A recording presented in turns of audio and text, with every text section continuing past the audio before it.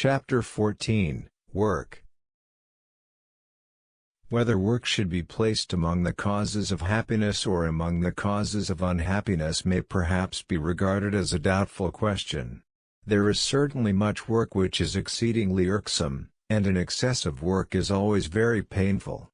I think, however, that, provided work is not excessive in amount, even the dullest work is to most people less painful than idleness. There are in work all grades, from mere relief of tedium up to the profoundest delights, according to the nature of the work and the abilities of the worker. Most of the work that most people have to do is not in itself interesting, but even such work has certain great advantages. To begin with, it fills a good many hours of the day without the need of deciding what one shall do. Most people, when they are left free to fill their own time according to their own choice, are at a loss to think of anything sufficiently pleasant to be worth doing. And whatever they decide on, they are troubled by the feeling that something else would have been pleasanter.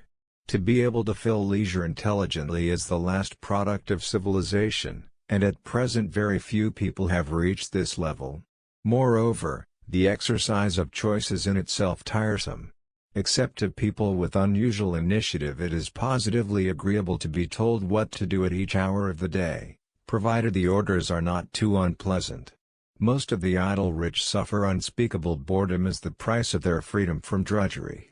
At times they may find relief by hunting big game in Africa, or by flying round the world, but the number of such sensations is limited, especially after youth has passed. Accordingly, the more intelligent rich men work nearly as hard as if they were poor, while rich women for the most part keep themselves busy with innumerable trifles of whose earth-shaking importance they are firmly persuaded. Work, therefore, is desirable, first and foremost, as a preventive of boredom, for the boredom that a man feels when he is doing necessary though an interesting work is as nothing in comparison with the boredom that he feels when he has nothing to do with his days. With this advantage of work another is associated, namely that it makes holidays much more delicious when they come. Provided a man does not have to work so hard as to impair his vigor, he is likely to find far more zest in his free time than an idle man could possibly find. The second advantage of most paid work and of some unpaid work is that it gives chances of success and opportunities for ambition. In most work success is measured by income, and while our capitalistic society continues, this is inevitable. It is only where the best work is concerned that this measure ceases to be the natural one to apply. The desire that men feel to increase their income is quite as much a desire for success as for the extra comforts that a higher income can procure. However dull work may be, it becomes bearable if it is a means of building up a reputation, whether in the world at large or only in one's own circle. Continuity of purpose is one of the most essential ingredients of happiness in the long run, and for most men this comes chiefly through their work. In this respect those women whose lives are occupied with housework are much less fortunate than men, or than women who work outside the home.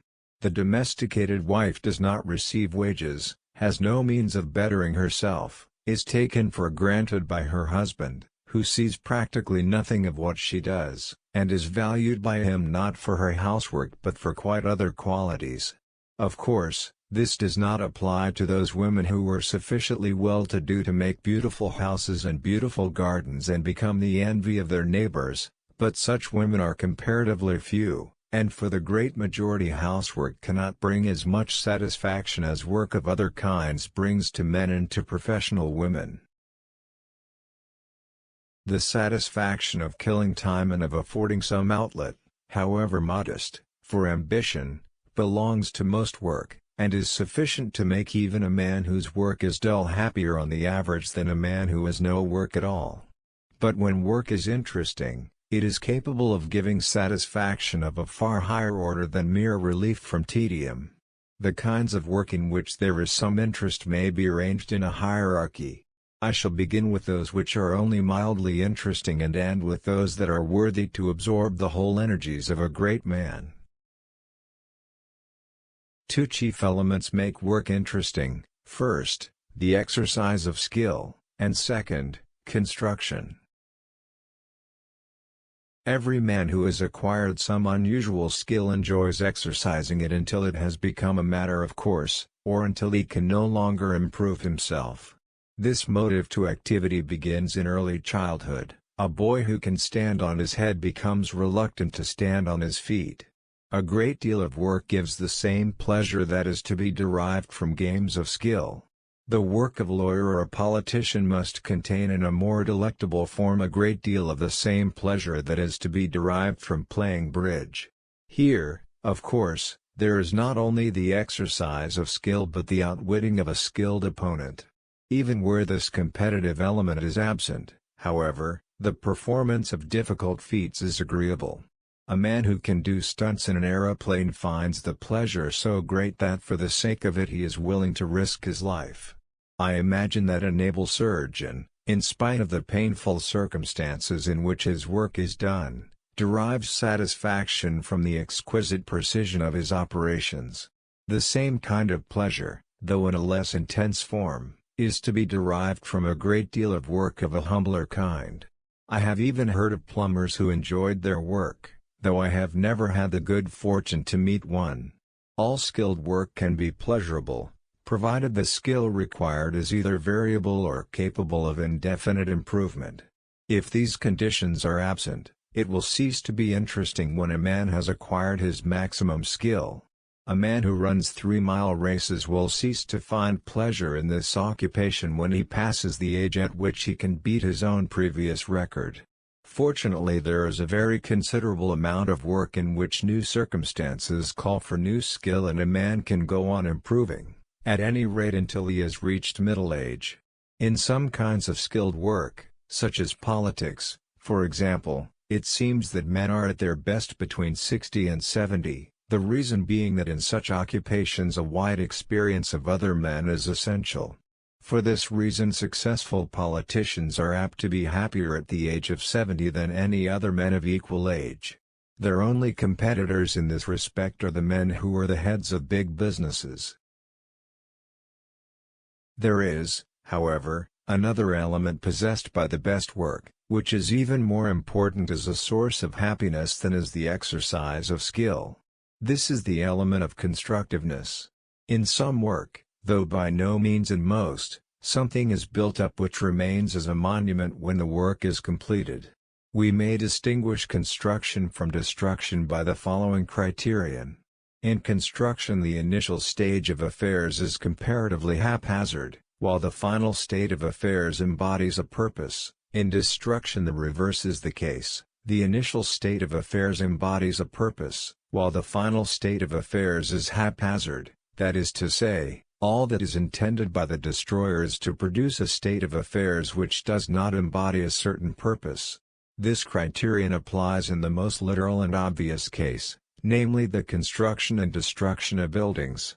In constructing a building a previously made plan is carried out, whereas in destroying it no one decides exactly how the materials are to lie when the demolition is complete. Destruction is of course necessary very often as a preliminary to subsequent construction. In that case it is part of a whole which is constructive. But not infrequently a man will engage in activities of which the purpose is destructive without regard to any construction that may come after. Frequently he will conceal this from himself by the belief that he is only sweeping away in order to build afresh, but it is generally possible to unmask this pretense, when it is a pretense, by asking him what the subsequent construction is to be. On this subject it will be found that he will speak vaguely and without enthusiasm, whereas on the preliminary destruction he has spoken precisely and with zest. This applies to not a few revolutionaries and militarists and other apostles of violence. They are actuated, usually without their own knowledge, by hatred. The destruction of what they hate is their real purpose, and they are comparatively indifferent to the question of what is to come after it. Now I cannot deny that in the work of destruction as in the work of construction there may be joy. It is a fiercer joy, perhaps at moments more intense, but it is less profoundly satisfying, since the result is one in which little satisfaction is to be found. You kill your enemy, and when he is dead your occupation is gone, and the satisfaction that you derive from victory quickly fades.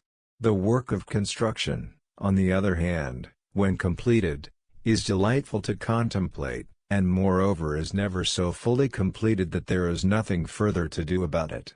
The most satisfactory purposes are those that lead on indefinitely from one success to another without ever coming to a dead end, and in this respect it will be found that construction is a greater source of happiness than destruction. Perhaps it would be more correct to say that those who find satisfaction in construction find in it greater satisfaction than the lovers of destruction can find in destruction, for if once you have become filled with hate you will not easily derive from construction the pleasure which another man would derive from it. At the same time few things are so likely to cure the habit of hatred as the opportunity to do constructive work of an important kind. The satisfaction to be derived from success in a great constructive enterprise is one of the most massive that life has to offer, although unfortunately in its highest forms it is only open to men of exceptional ability. Nothing can rob a man of the happiness of successful achievement in an important piece of work, unless it be the proof that after all his work was bad. There are many forms of such satisfaction.